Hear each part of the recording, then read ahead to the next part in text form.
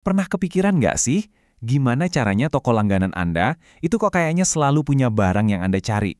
Nah, di baliknya itu, ada seni menyeimbangkan yang rumit banget. Kalau stoknya kebanyakan, bisnis bisa rugi. Tapi kalau kedikitan, wah pelanggan bisa kabur. Jadi titik pasnya di mana dong?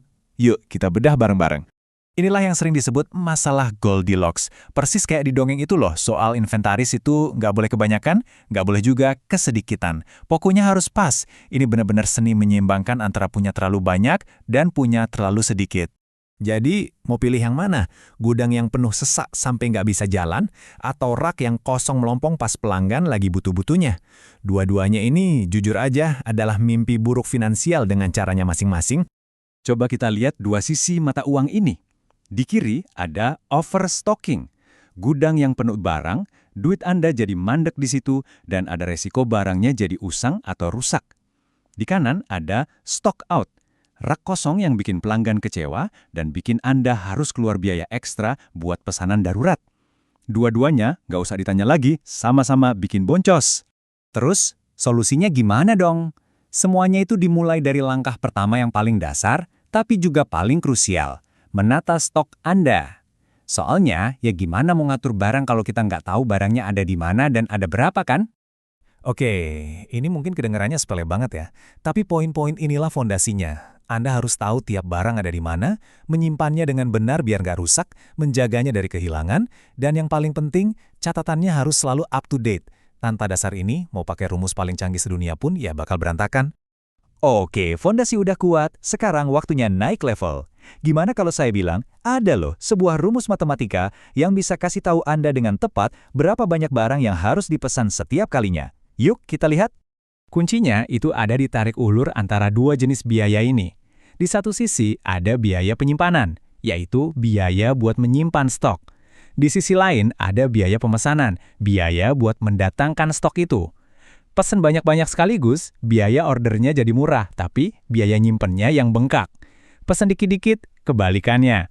Ini persis kayak main jungkat-jungkit yang harus kita seimbangkan. Nah, titik keseimbangan sempurna itulah yang kita cari, dan alatnya adalah Economic Order Quantity atau EOQ. Anggap aja ini semacam GPS finansial buat inventaris Anda. Rumus ini bakal nunjukin jumlah pesanan paling efisien yang bikin total biaya Anda jadi seminimal mungkin. Oke, teori doang nggak cukup kan? Mari kita lihat gimana rumus ini benar-benar bekerja di dunia nyata. Kita pakai contoh dari Tom Jones. Jadi, setiap tahun, bisnis Tom Jones ini butuh bahan baku sebanyak 180.000 kilogram. Wow, itu banyak banget loh, dan butuh pengelolaan yang serius. Awalnya nih, strateginya dia adalah memesan dalam jumlah 2.500 kilogram sekali pesan. Dan total biaya tahunannya, tuh lebih dari 18.000 pound. Ingat-ingat ya angka ini? Terus, dia coba pakai rumus EOQ. Dan hasilnya, jeng-jeng, ukuran pesanan idealnya ternyata 1.200 kg. Dan lihat deh bedanya, total biayanya langsung anjlok jadi cuma 14.400 pound. Hasilnya gila banget, cuma dengan mengubah ukuran pesanannya, Tom Jones bisa hemat lebih dari 4.000 pound setiap tahun.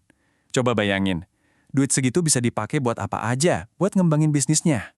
Jadi intinya itu begini, EOQ itu adalah sweet spot, titik di mana biaya simpan dan biaya pesan itu ketemu di tengah-tengah, menghasilkan total biaya paling rendah buat perusahaan. Ini semua soal efisiensi, cari titik paling irit.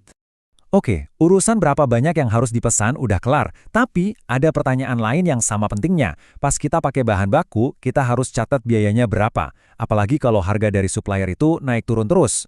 Coba bayangin deh. Bulan lalu Anda beli bahan harganya 10 pound. Hari ini, harganya naik jadi 12 pound. Pas Anda mau produksi dan pakai bahan itu, harga mana yang Anda catat sebagai modal? Nah loh, pilihan ini kelihatannya sepele, tapi ngaruh banget ke angka laba di laporan keuangan Anda. Nah, buat ngatasin ini ada dua metode utama. Yang pertama, FIFO alias First In, First Out. Gampangnya, yang duluan masuk ya itu yang dihitung keluar duluan, kayak orang antri di kasir gitu. Yang kedua, LIFO, Last In, First Out. Ini kebalikannya, yang terakhir masuk malah dihitung keluar duluan. Mirip tumpukan piring kan? Kita ambil yang paling atas dulu. Yuk kita lihat contohnya pakai metode FIFO. Misal kita mau jual 500 unit.